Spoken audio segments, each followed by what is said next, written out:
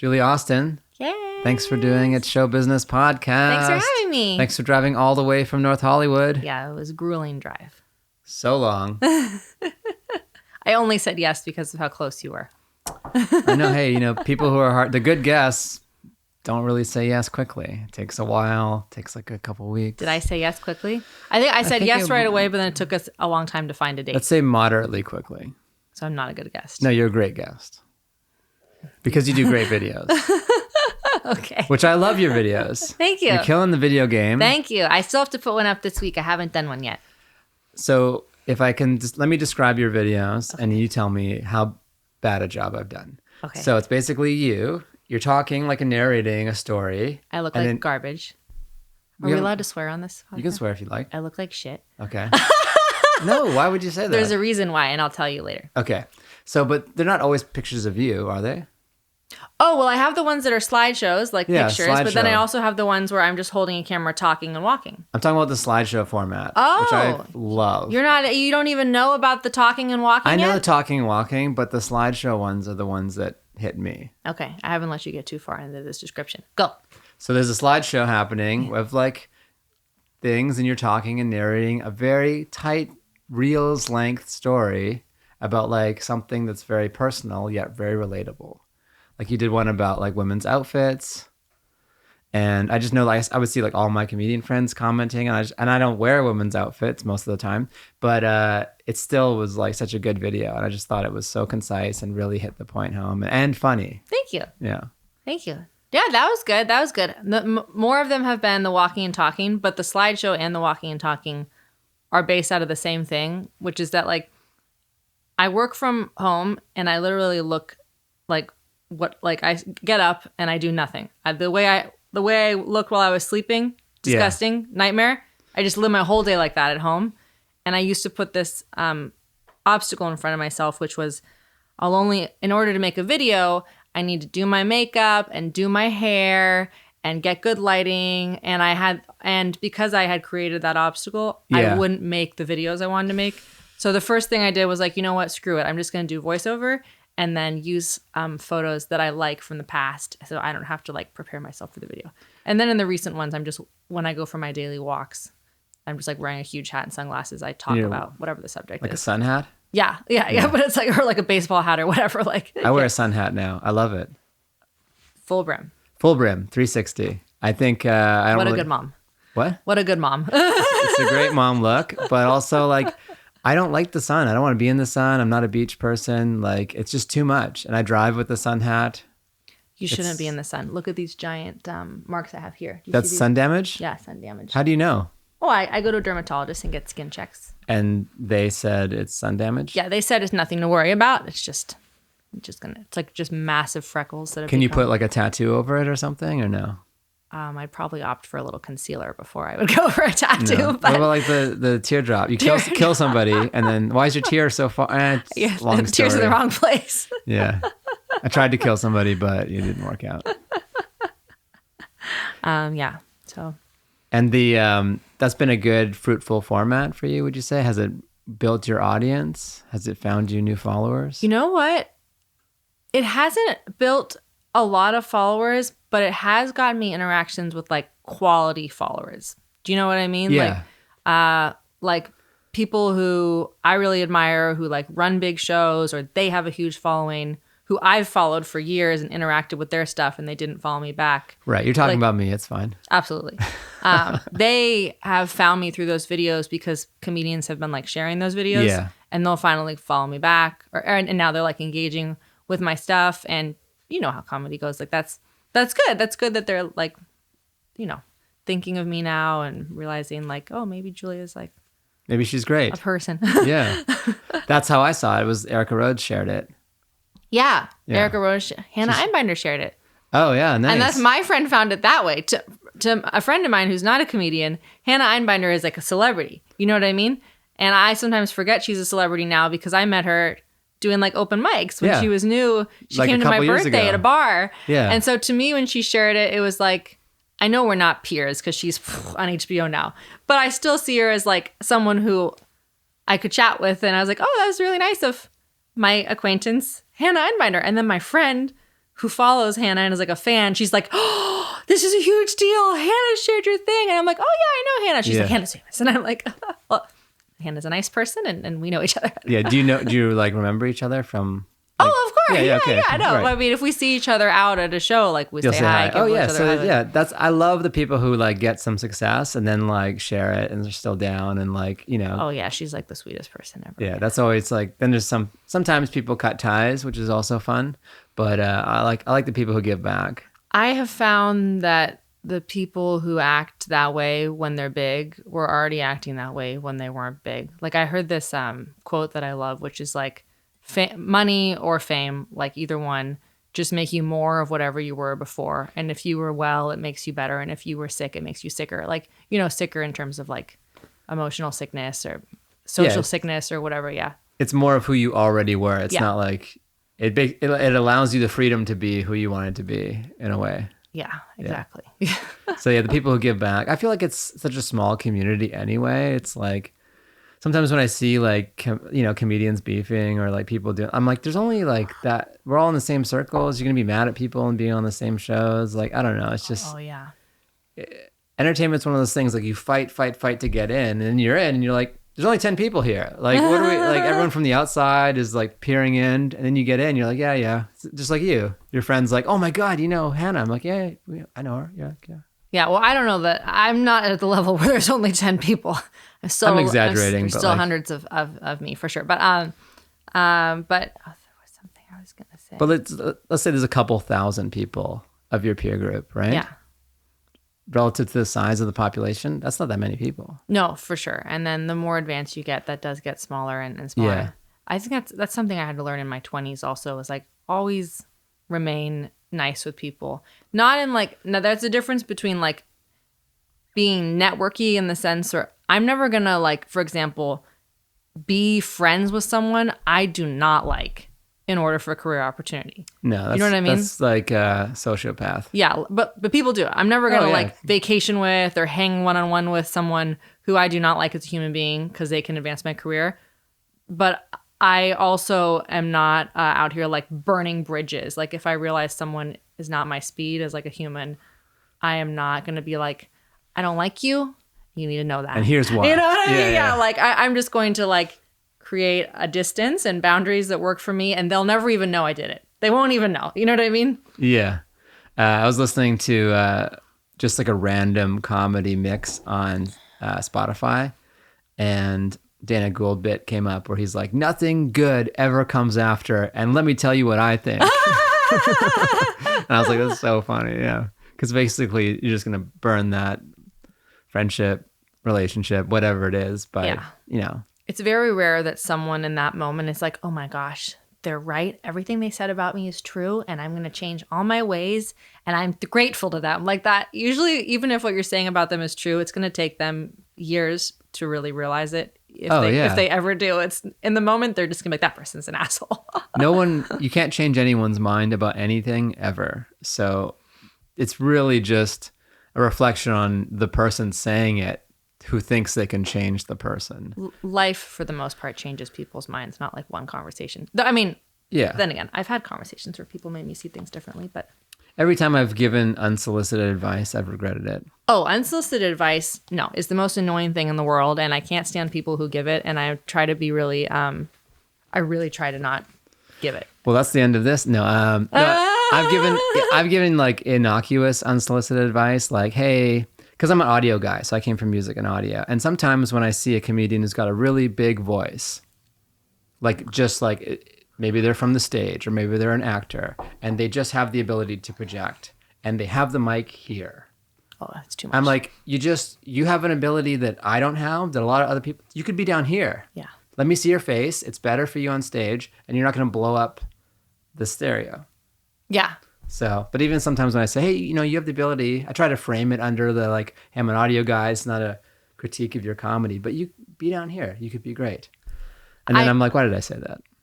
Well, I know I was given a lot of tips when I was new, and looking back, I don't know if I took any of it. Or I think just the very fact that the person was giving me a tip I hadn't asked for. Yeah. I just immediately thought it was about them, like that they were being arrogant or trying to like flex on me, or Yeah. show me that they knew more. Like I almost like distrust the personality type that gives unsolicited advice. So the medium itself made me disregard the message. You know what I Yeah. mean? Are you talking about comedy advice? Like, hey, you should write your jokes this way, or like... I mean, I guess everything, but that's probably the area where I encounter unsolicited advice the most. Yeah. All right, because that's where you're out and meeting new people. And Yeah. do you feel if I gave you the mic advice that would fall into the framework of what you're talking? Would that bother you? You know, because I know you and I know that I know you and I know you're not like narcissistic or trying to flex on me. And I've known you for a long time. And I think you want the best for me. I actually probably would really consider the note. It's different when it's someone who you don't know at all. Oh, You're yeah. I like, wouldn't "What?" do it to someone I didn't know. It's Oh, just yeah. like someone, like, for example, someone who may have done my show a couple times. And I've just noticed that over the time, you know, it's just sonic advice. I try to take the comedy element out of it and be like, hey, this is just audio advice. Take it or leave it. It's up to you. Is there audio advice you want to give me? I know that it's not. I don't know that I me to know be you. quieter. If we do a show together and I notice anything, I could tell you. But it's really just that one specific thing. It's just some people have big voice. They Yeah. speak from the diaphragm. They do what I have to go before I go on stage. I'm like, okay, speak louder, hold the mic lower, and then I don't, and I end up bringing the mic slowly for me. So I was like, okay, well, why don't, if you have the ability and I see the sound person running to like turn down the voice, like be yeah. down here. It's so cool. Like Michael Blaustein. Yeah. He's the best at it. His mic is like, he's basically about it, miking his belly button. He's so low and he's got so much like He has a huge room to like play. And that's not everyone's type, but it was. I haven't asked, are there like topics you want us to get to today? Because I don't want to derail us and have us run out of time, or is it just we just chat about whatever you want? I mean, we chat about it, and then I have certain things that I'll Okay. come back to and touch on near the end. But it's a little free forming. Or if there's something you're hankering, don't feel that you're going to take it off track. Or Okay. You're in control of the train and you will not allow me to. my job here is to make you look great. So that's okay. the number one That's nice. job, so the guest feels they had a good interview, and that they walk away from it being like, that was good. That's why I have a rule of we don't. I mean, I rarely have to say it, but like I don't allow. I guess that's a strong word. I don't encourage people to say negative things about other people, because I feel that no matter what, even if you mean it, at some point it'll just live forever and you'll regret it. So I usually take those out. I would never say a negative thing about like an individual I know, but people do. on a podcast. They do. Oh my, yeah. Boy, people like a little drama, don't they, sometimes? Yeah, it's a non-drama. There's enough drama in the world, and like people do I'll never be able to compete with like the hot topic drama podcasts, the clickbaity ones, because that's just not who I am. Right. And they do it so much better than me. So mine's a bit more entertainment business Wow, I focused. can't believe that people would do that. I would never do that. I would not want the like hellfire that would come like after that. Well, it's just I don't know. Different people, people like you said. Some people just flame on with certain bridges. I like a really peaceful existence. Wouldn't that be fun to be that person for like a day, and then you could Men in Black everyone? What would it mean to Men in Black? Like that little everyone? stick where you light I've seen the movies face for a long and then time. and then they forget They don't everything. remember. Oh, yeah. Just get it all out of your system. Yeah. Of course, if some of them responded well, I'd be like, well, you can remember then. We can keep this. One of my favorite quotes is by Warren Buffett. He's like, you can always tell them to F off tomorrow, to go screw themselves tomorrow. Like you don't have, if you feel that, you can always do it tomorrow. So why do it at all, basically? Yeah. You always have that in your toolbox, Yeah. but you don't really gain anything from it. No, you gain nothing from it. And I think like being pleasant pays in the long run. And we all grew up watching shows, well, at least I did, like Entourage and stuff, where like it's like a high profile people like yelling, or like you see like these shows of like stock traders and they're yelling at people, and it's like that's fun on TV, but like in real life, especially nowadays in today's climate, you can't do that. No. It'd no. be psychotic. Well, I mean, as a comedian, some people can build their whole careers around being that type of personality. But once you dive in, you have to really dive in and like be prepared for. Some people's careers are built on the concept that there will be people that hate them with a fiery passion. Yeah. And they know that because of what they're doing on stage or what they're talking about. But also on the flip side of that, they will have some of the most devoted fans who specifically love them for being hated and for being willing to be hated. It's just, has to be something that you're ready for. That's a good point, because it's either like you are, you loved or hated, but when you're in the middle, no one notices you.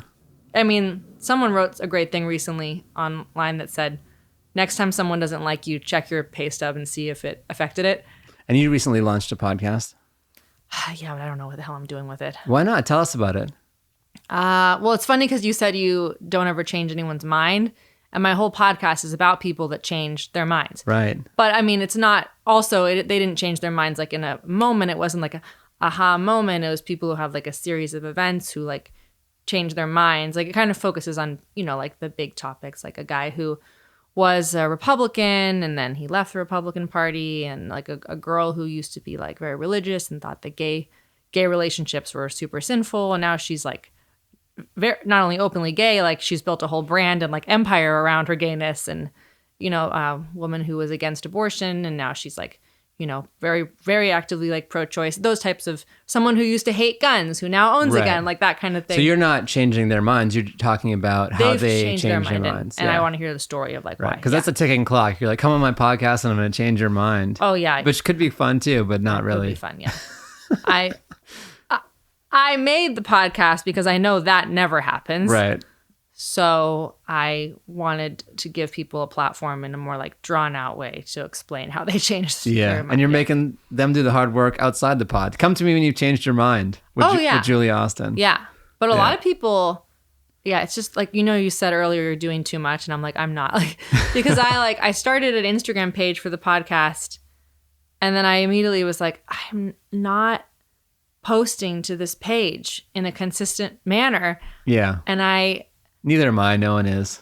I'm not like, I don't know if I am going to. I love the podcast and I loved doing it. And I spent a lot of hours on it, editing it and everything. But in terms of growing the following, like I kind of at a standstill and haven't figured out what to It's do. like, it's just as constant.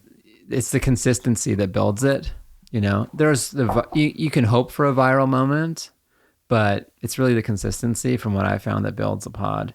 And even like for me last month, it went up like crazy. And I'm like, I don't really know why.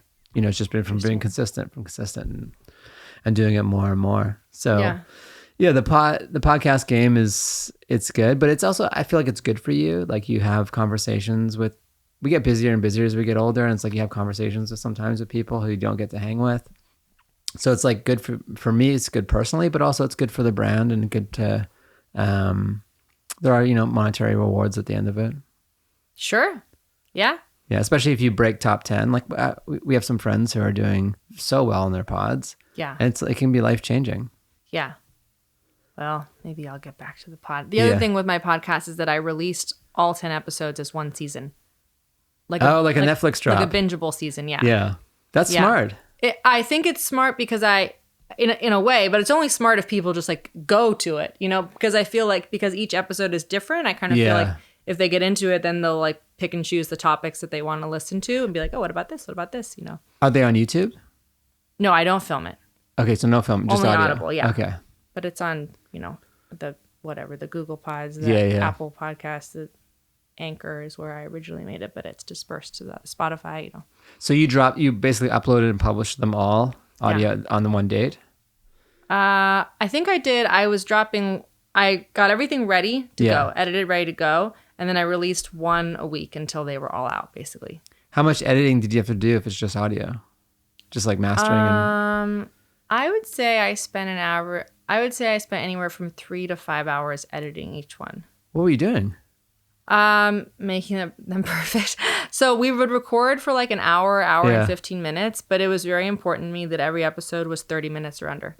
Oh, so you took out all the... So I basically I knew what story that I wanted to tell from each interview, and I never like manipulated it so it's not what they were explaining. It's just that you get sidetracked in the interview, you talk about other things, there's long chunks of it that you realize are kind of redundant. Like you kind of already covered that Yeah, part. they come in as a Republican. They say they're now a Democrat. You change them back to a Republican. Yeah, exactly. No. That's the usual editing. It's more just sometimes people will like tell maybe multiple stories on the interview that achieve the same effect. And I would just like choose one to include. Do you know what I mean? I edit the video on the on Premiere with the audio at the same time. But it only takes me like an hour, but I don't have to take anything out usually, other than like, unless someone asks for something, there's like key moments. But like, yeah, I'm just kind of like 3-cam editing. It's such a weird thing because I do a guest interview podcast and my guests have varying levels of fame. And so the ones that are super famous obviously get tons of views. The ones that are, and the rest are kind of random. Some less famous guests can surprise you and some are around the average. I can't tell if it's useful, but it is like, it's good to build a YouTube channel. I feel like that's a big part of the business model of a pod. So I would encourage filming if you can. Okay. That's good to know. If you are going to continue doing it. There's unsolicited advice. This episode's going to be called Unsolicited Advice. Oh, no, it's okay. Well, we got into the conversation about it. So Yeah. it wasn't like, it's different. This is fine. It's more different when I'm just like living my life and I get a DM from someone that's like, I was watching your thing and I have some feedback for you. Like, like randos? Okay, yeah. Yeah. Do you think women get more of those than men? Because I've never gotten one. Yes, women absolutely get more of them than men. Is it a man telling you? Yeah. It is a bad time. I try not to like participate too much in the F the patriarchy conversation and this and that. But that is like I try not to like speak in like generalizing, sweeping like terms about people, and including when we say that all men do this or men always do this or this only happens to women. But that is like the one thing that I actually have to say is true, that like only men give me unsolicited advice on anything I create. Right, on your art. Yeah. From my stand-up to like videos I put up to my podcast or anything. I don't really know like what it comes from. I mean, maybe I could answer the question by if I ask myself as a woman, why don't I send messages like that? And because you have self-awareness? I don't know what it is. I don't know. I don't know. Well, I think we've basically the fact that you have received them only from men, and I've, as a man, have received none total. It kind of was interesting. So we know two things: that primarily men send them, to women. They primarily send them to women. So there's obviously something about that dynamic. Do you think men just don't know how to talk to women anymore, and this is like their way of reaching out? No, I mean, I don't really think that any of them were trying to, holler at me or whatever. Yeah, whatever the term the kids use. Yeah, I mean, I'm married and that's like, talk about that a lot on all my stuff. But yeah. No, I don't know. I also think like to some degree, there's probably some like deep-seated like evolutionary thing in men where I'm not saying this is okay, but where they are the protectors, which they were for a long time, which also comes with being in charge and knowing more. Do you know what I mean? Right. So they feel that they are imparting something on us that we couldn't have possibly known unless they impart. And there's like their protective layer. You know what I mean? Like, yeah. So you're saying it might be biological? I'm saying that men probably see, in these cases, men that send those types of messages, they see other men as their equals and women as not their equals, like people who use some assistance, don't know everything that they know, need a little help. Right. You know what I mean? And they're not, in these cases, self-aware enough to know how it comes across? Yes. Do you think possibly that these men have been, they've found that their previous attempts to help have gone well for them? I have no idea. You have to wonder. Or are they just getting like negative feedback the whole time? I don't even like respond. If I do, it'll be like a very short, like, thanks for the note or whatever. Have any of them been good? And you're like, oh, I needed to know that. Or no? Because that would be interesting. If it's all men and they all suck at the advice, that's pretty funny. Well, I would also say like there's a poem or something, a little short story, this famous thing called The Man in the Arena. Do you know about this? No. I don't remember it. It might be a short story. Nick, my husband, was telling me about it. It's like this famous little thing, and it's about the man in the arena and how all these eyes are on him. And everyone who's in the audience and watching the man in the arena has like so much to say about everything that they're doing. Yeah. But they're not the one in the arena. So they don't know anything about being in there. And he's like, so if you're the one in the arena, like who gives a shit what people who are just watching are doing? Like they have no idea what it's like to Maybe be that's why doing the thing. Men like watching sports so much because they can be like, he should have thrown the ball. Yeah. And like the guy's like never played football. Yeah. It's also very easy to come in when someone has done 95% of the job and be like, this is a 5% you could do. And it's like, oh, yes, thank you so much. This whole town is built on Thank you that. so much. But you know what I mean? You need to move. It's just so, I know, it's just so, but yeah, it's just, I don't really care about feedback from someone who has no idea about what I do. You know? Like I would say like feedback from someone who also podcasts and has podcasted for a long time and possibly even has a successful podcast. I'd love that feedback. Yeah. Feedback from some like stranger who doesn't do anything creative whatsoever. And they send that and it's like, just go F yourself. You know what I mean? In the same sense of when someone who doesn't do stand-up at all gives me feedback on my stand-up. And it's just like, you don't know what you're talking about. Right. And I can't believe you have the audacity to think that you do when you don't do this. Like, I would never give someone feedback on the thing that they do that I've never fucking done. You know what I mean? I feel like there's so many people in this, like middle men and women in this town, like who are, that's their job. They kind of, they're gatekeepers or they're part of the process, but not the creative process. And I remember we'd mix records, which is like a long, like, picture that mixing board, but like a big one, right? And so have all these faders.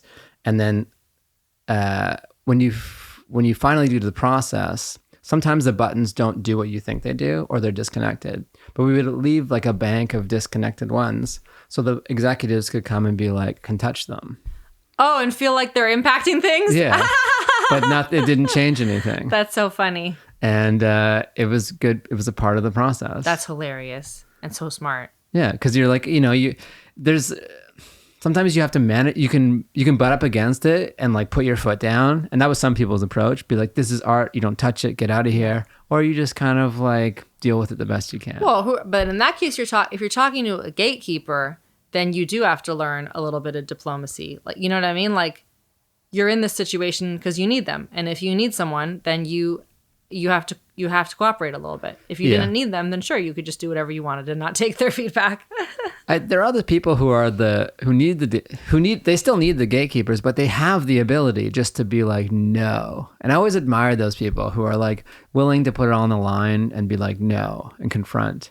Maybe because I'm less confrontational, that I'm like, wow, that's like.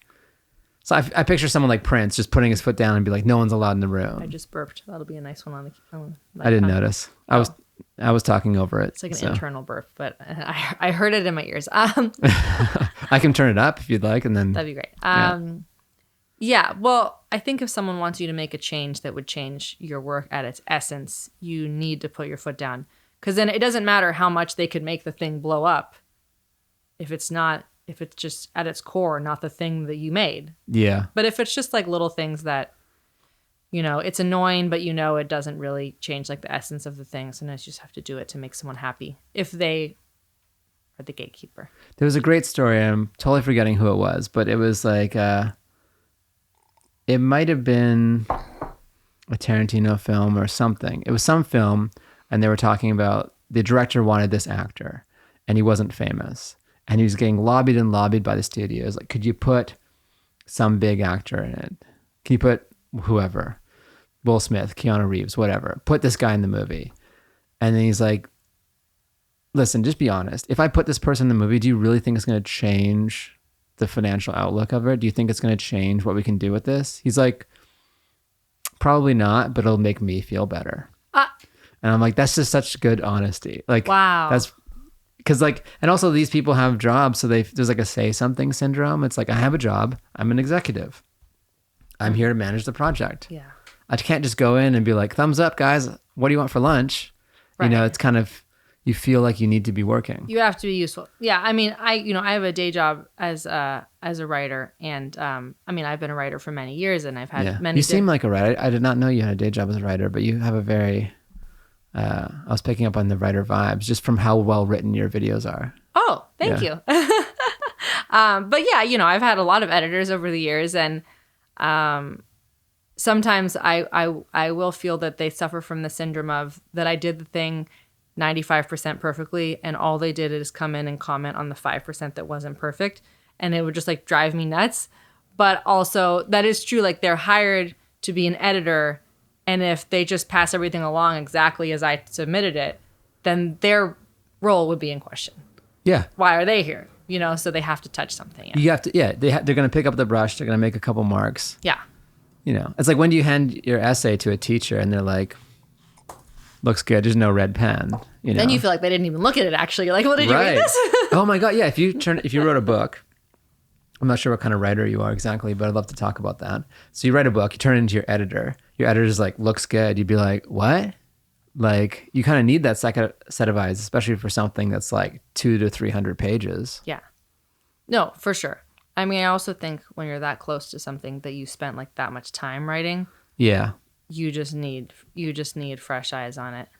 And that's the thing, is like the people who help, good ones are invaluable, but they're like doctors. Like, a good doctor is like great, but most doctors are average. Also, like, giving feedback is a very specific art form. Like, Nick and I both agree with this idea, which is if you're going to give someone feedback when they've asked for it, yeah, make sure to like front load the compliments, like the things that you loved about it. I mean, they spent time on this. That's the classic. Oh, I love it. It's great. Yeah, you have to. I love the character development. At 2,000 pages, it might be a bit long.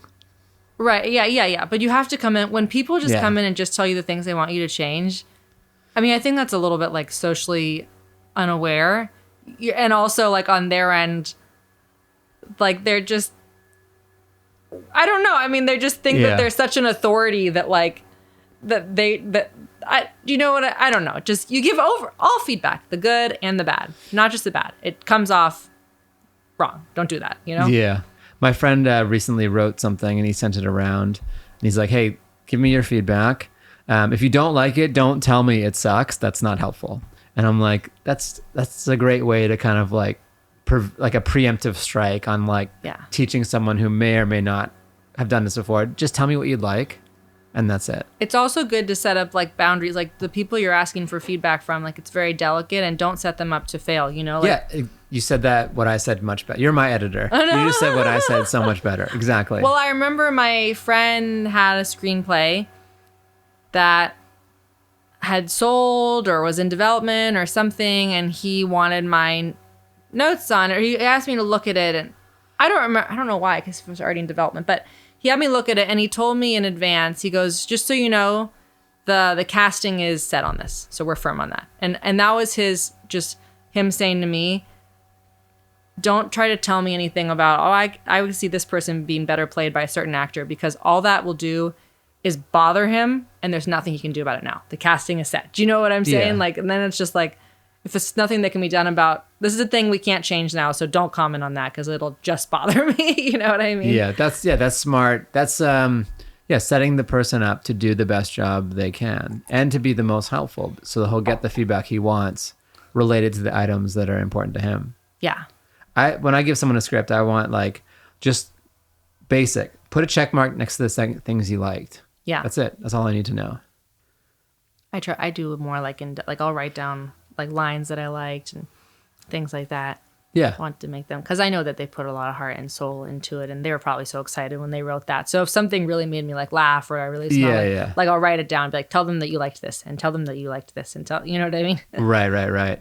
I did write a book during the pandemic that is not published, but I broke that out because there's nothing else to do. Like I had free time, so I sat down and just like wrote something. That was fun, but you should publish it. I don't really want to self-publish. I guess my hope is like stand-up has like all my attention right now, and I've noticed it's like the one thing that I will do. You know what I mean? Yeah. It's the one thing that I will do consistently, and that I seem to not run out of energy or enthusiasm for. Yes.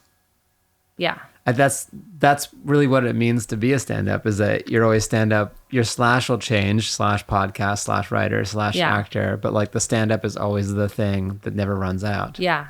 Because it's also, at least creatively, within our control, you know? Yeah, that's a nice thing about it too. I maybe it's my personality type. Like I don't have the discipline to. I mean, the podcast I recently did was the only thing in a long time I did that wasn't stand up that I actually felt very motivated to do. I spent like 100 hours on that thing between Wow. like the interviews themselves and the editing and like these little trailers I cut for every episode and you know all this stuff. I never ran out of steam for it because I cared about it. But I'm gonna have to care about something a lot to do it, and that's why I haven't really like written a pilot or like a screenplay or anything, because there's not like some story that I felt like compelled to tell. Yeah. I mean, there's so much competition out there.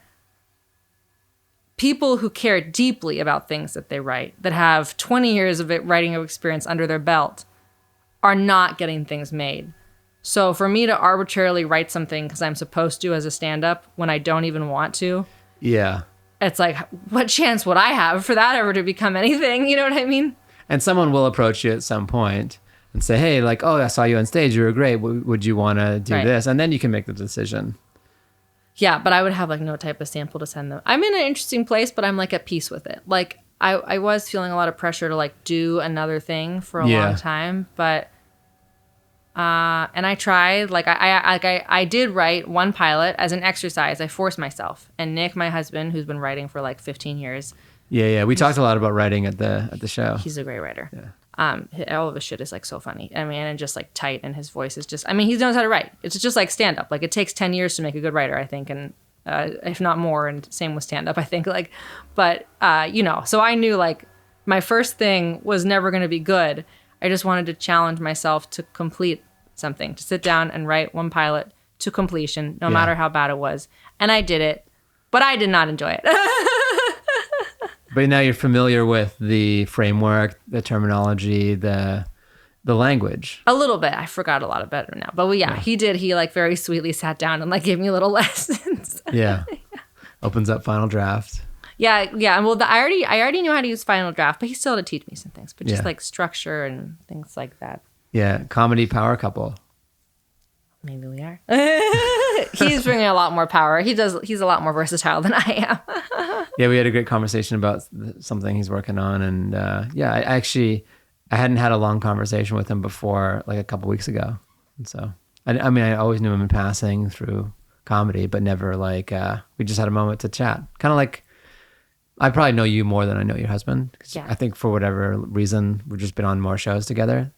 But it was nice to sit and talk with him. He's very sweet, and yeah. He's very nice. He's very supportive, and everyone that meets him is always like, "Your husband is so nice," including women. And like, I'm like, I tell him like, you don't know what a big compliment that is, because women do not like men right now. In case you haven't noticed, so for so many women to be like, "Your I've husband noticed. is No. so kind and he's so sweet and he makes me feel so good," I'm like, "Good job, baby." Yeah, represent me well. Here's a treat. What are some of your goals for this year? For this year, I mean, I'm kind of just trying to like level up in stand up and be more persistent about, well, like I'd love to finally get in at the Comedy Store. Like that would be great, you know? And this fall will be my 10-year anniversary of doing stand up. Hey, congratulations. Yeah. So I'm just kind of trying, but some of my goals are already like happening. Yeah. Like I'm trying to get in more at the Improv, and they are having me do stuff, which is amazing. And Fantastic. I got put up at Potluck yesterday, Oh, great. and the final spot, which is like a great spot on the mic, Oh, because that's then it's like it's full room and the Yeah, bookers yeah, in there yeah. and everything. So those were things I wanted to have happen, and I wasn't sure like if they weren't happening, if I was gonna try to like push for them in some way. But I haven't really had to push. It's kind of just been about consistently showing up, I guess. That's awesome. I was at the store last night. Oh, I didn't see you. I got there later Okay. because I came after my show. But Okay. yeah, that's awesome. So yeah, I don't know. I guess my goals are just to Comedy goals. keep getting better. I just want to keep getting better. That's actually really all I ever want to do is keep getting better. Right. And whatever happens as a result happens. At a certain point, it's like there's this external pressure to be like, oh, what should I be? I manager, this, that. But if you just do the work, and the work being writing and being better, like you do separate yourself from all the other people who don't do the work. Yeah. And B, it's like you're funny. Like, and that's what you need at the end of the day. Well, you haven't watched my walking and talking videos I get, but I put up like several, and the most recent one was about focusing on the work instead of focusing on the results. Yes. And that's like exactly, yeah. I mean, there's like, there's some achievements I've been fortunate to have, and I didn't go after those things. I just did a fuck ton of stand-up for years, and then those things happened as a result. You know what I mean? But it wasn't ever like I like set my sights on this like thing. Like I have to get into this festival. I have to get on this show. I have to whatever it is, like open for this person, and like then I just like did everything in pursuit of that. I was like, just do stand up every day, get better, try to be in high visibility place, like showcase it. You're doing the work, so go to the improv mic, go to the Comedy Store mic. You know what I mean? And then those other things just like happen. Do the work, show the work. Do the work, show the work. That's it. Yeah. I like that. And that's been paying off for you, so that's fantastic. Yeah, I mean, not everyone would be happy with my results. Some people are more. I mean, I guess I don't like to say that I'm not ambitious, but I am ambitious. I work very hard at this, but I mean, some people would want things to be happening faster. Like I haven't been on TV, but I've also like kind of trusted the world and the way things, like I'm very grateful actually that I'm grateful that I started getting put up on the main stage of the improv now and not a day sooner. Right. You know what I mean? Yeah. Because you're ready. Yeah. Like I remember used to feeling like like it was such an injustice that those things weren't happening for me at a set time. But you have to understand the bookers, they know what they're looking at. Trust them. Like if they're not putting you up at a certain time, be grateful probably because you weren't ready. You know what I mean? Like yeah. They know what will be required, and they're also saving you from a difficult or painful experience if you just weren't ready. Totally. It's okay not to be ready. It's not personal. It's just not time. Like, Jamie Flam, he used to be the booker at the Improv. He had great advice. He's like, when you think you're ready to showcase for the club, wait one more year. The more I do stand up, the less I feel ready for anything. But also like the more I feel ready, like in the sense of the more I do it, the more I become aware of how much growth happens like every single year, and how I'm such a different comedian now than I was like 3 years ago. And I don't know. I think I've become more humble the longer I do it. Like that's another video I put up was like after the timeout list came out, I got put on some much bigger shows than I'd ever been on before. And I had the weakest. And the timeout list was, just for those that don't know. Oh, Timeout LA puts out a yearly list of like top 10 comics to watch in LA.